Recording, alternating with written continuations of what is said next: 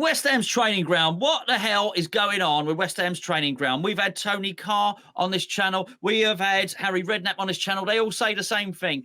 If you don't have a player in the first team, if your right back goes down, he needs somebody else. All you want to do is you want to look over to the other pitches over there and you want to say to the youth team coach, got a right back there. He'll say, yep, here's one, chuck him over. That's how these players get their chance. For a lot of us recently, there's been a lot of frustration up until the end of the season where we maybe saw a little bit of George Urphy, Karen Casey came through right at the end. A lot of frustration from West Ham fans that we weren't seeing enough young players. I want to really nail down what's going on with the training ground, basically, West Ham training ground and Rush Green. Nobody better to ask than former West Ham Academy Director, Ricky Martin. Thanks for joining us, mate. Good evening. Thank you. No, great to join, and what a nice, easy question to kick off with, eh? So I don't know where you want me to start. I joined in Jan 2019, and the club were doing a major investment in Chadwell Heath. It was actually a building site when I joined. I had to put my suit to one side and a high vis and a hat and get in between the building work, and they done some unbelievable work at Chadwell, and that was a facility for the under-21s right the way down to the under-9s, and then the first team and the women's were up at Rush Green. So that's the site, and then Little Heath is where the under-18s and below play their games on Saturday and Sunday. So they're the three sites that you're talking about.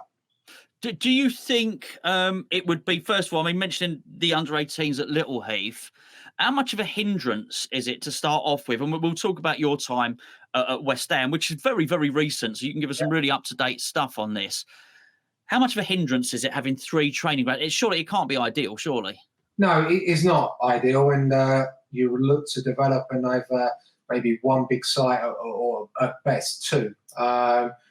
Obviously, Chadwell's got so much history and iconic moments, and I think it's embedded in West Ham, so that's always going to be part of the culture of the club, and I think that's really important that it's respected, and it's part of the journey of going into London on the line, on the tube line. You're looking across and seeing Chadwell Heath and going down Savile Road, the amount of iconic players and staff that have travelled down that. So it has some real elements, but it's limited because of the size of the ground. So you can understand why they've gone with Rush Green.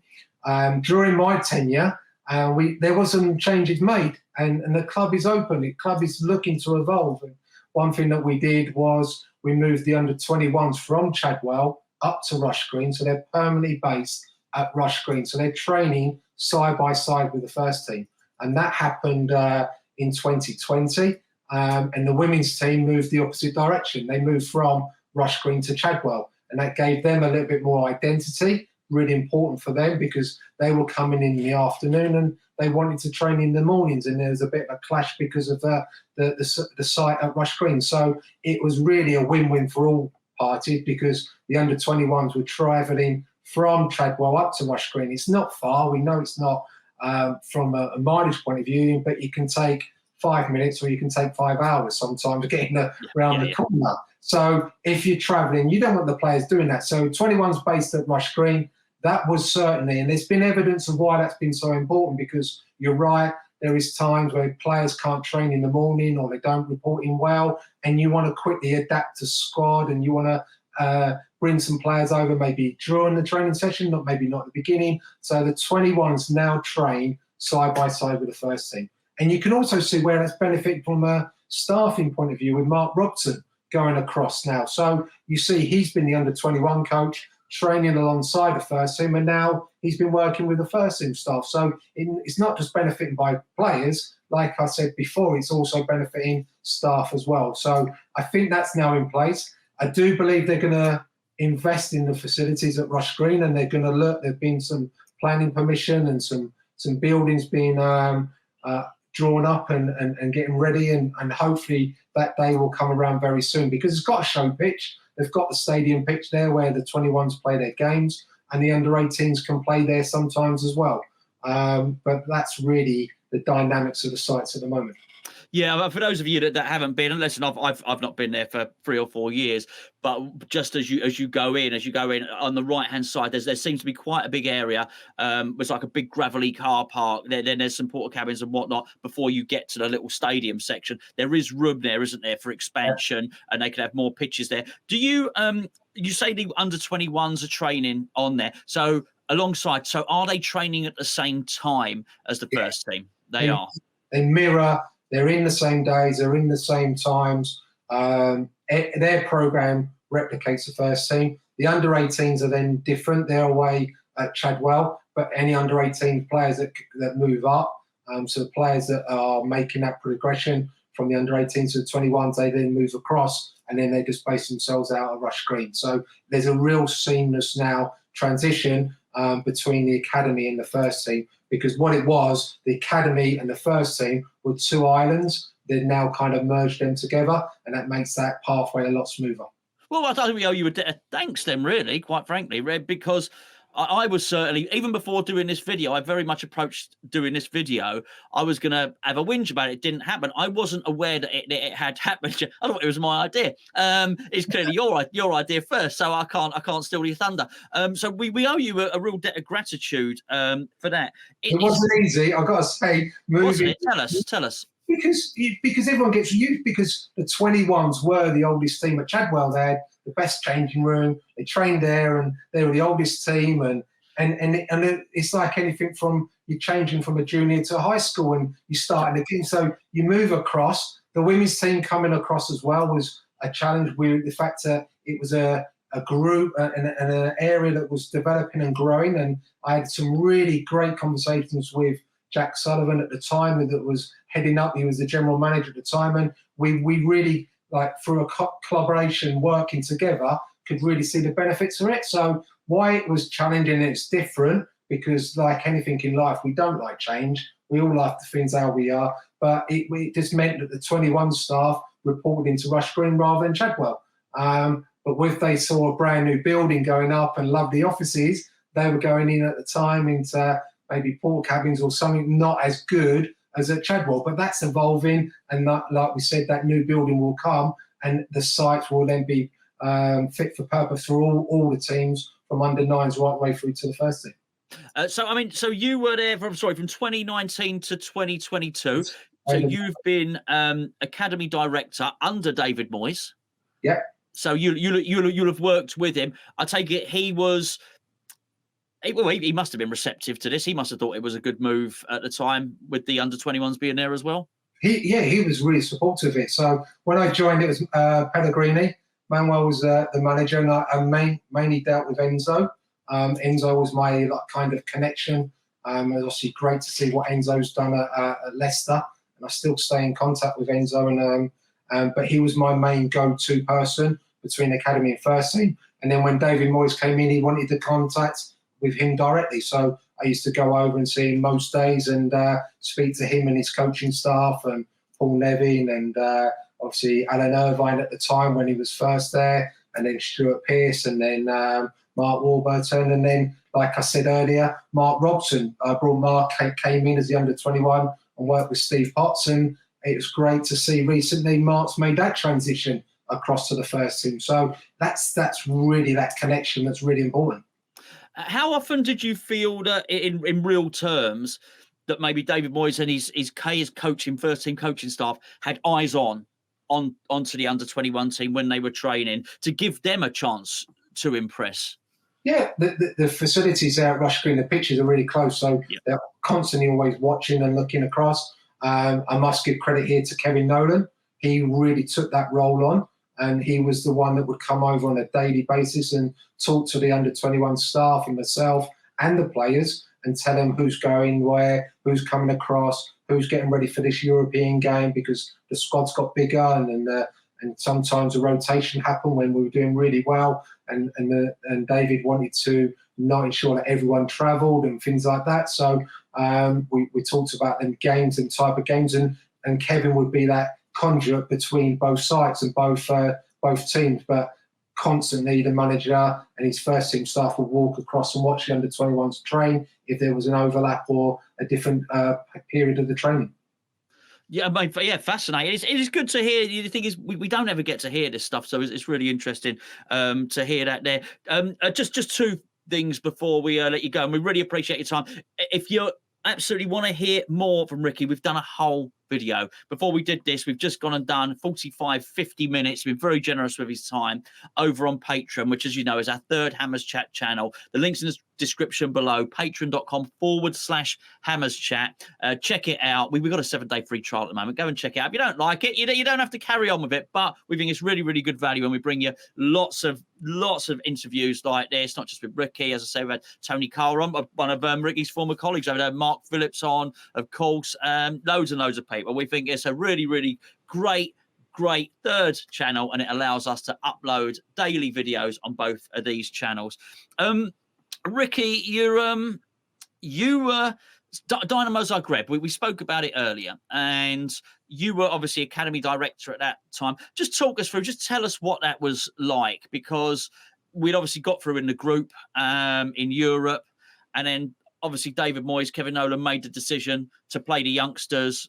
Just tell us what that was like. It's like a feel-good story for the academy. It was one of them moments as well in my tenure that definitely stands out. Just that opportunity for them young players to travel, and the way the game panned out, and the way how well the young players stood up to it as well. They didn't just go out there and just run around and try their best. They actually really competed. Yeah. And then you thought, like, has Devine scored? Is it his goal or not? And you're kind of looking at the time and really excited, and Ollie Skulls and the young players around the squad, and just seeing them players. But they were assisted and helped by the senior players that have come through the academy as well, and the Med Johnsons of this world, and Nobes and Declan would have definitely helped them in that journey, and would definitely have put their arm around their shoulder and gave them that kind of guidance. But as an academy, I can remember, and we were having to get passports for the players, and where is your passport? You need to go and get your passport. You need to get ready. You're going with the first team, and it happens so quickly. And the players get the chance to then quickly get like from the under-21s into the first team, and off they go. And like any moment in life, sometimes there's a moment where you think, right, I've got to grab this. I've got to take this opportunity, because it might not come around again. And I must say, I think all the young players, whenever they've gone around that first team squad, have really tried to have a big impact and really seize that opportunity. And we've seen it this season, at the end of the season, with George Urphy, and he's really grabbed that opportunity. He was obviously, because he's been there since he was a kid. Yeah. George was in the academy when you were in the academy. Yeah, so he was coming through the system at the time and playing and training alongside of Ollie and Devine and people like that. So they were all there fighting and trying to develop themselves to get that opportunity. And sometimes it happens a bit earlier for some, and sometimes it takes a bit longer. And I've got to say, I'm delighted for any young player that gets his chance to go and shine. And I must say, all of them have been outstanding in how they've approached it and really said, right, I'm ready for this now, give me more. You must have been very proud when George scored his goal the other day. That must have been a source of a lot of pride for you.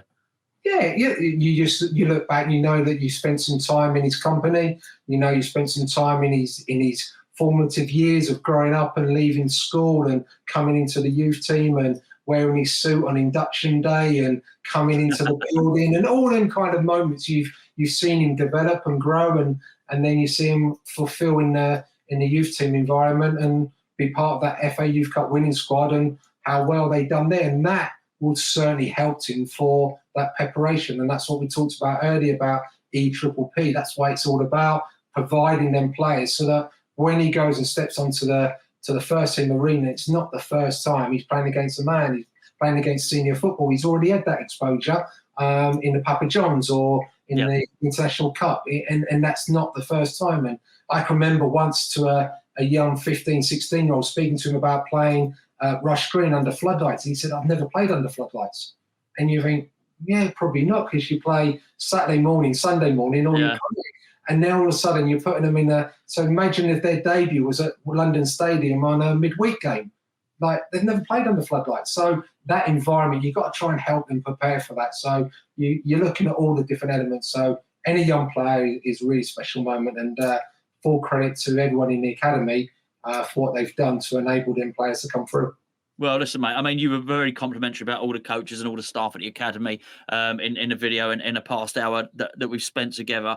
The West Ham, I know I speak for West Ham fans here. I try not to do, but I know I do. You know, we're all great supporters of the academy, great fans of what you've done. You know, and sort of thank you for everything that you've done for the club as well. Just finally, you know, make us feel a little bit better about it. I think. You understand, even though you're not there anymore, you would have been privy to some of these plans for expanding Rush Green. Is it something the ownership are set on doing? Is this all? Is it's all part of the plan? Is it to really expand and improve? You've got to feel that they were really looking to improve all the training facilities. Yeah, I think they've demonstrated that from the stadium. I think they've done a lot of work at London Stadium and making that more accessible and more like the home.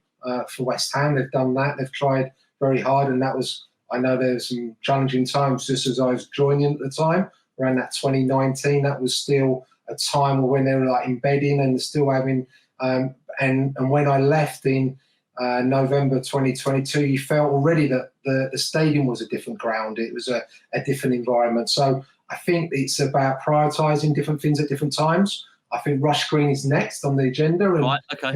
and they're working on it. They're certainly developed the pitches, and the stadium pitch is now where the under-21s play, and they're now filming the games. They're now on YouTube, and these things weren't happening when I joined. It wasn't happening there, and there's some real connection with the club. They want to make it better, and they want to develop the products of West Ham. And the product of West Ham's academy is about producing players and about creating that kind of conveyor belt. So they know that the whole environment is really important to that. So the money they're spending on the pitches, they're now building. They want to do the building for the academy. They've done the building already at Chadwell.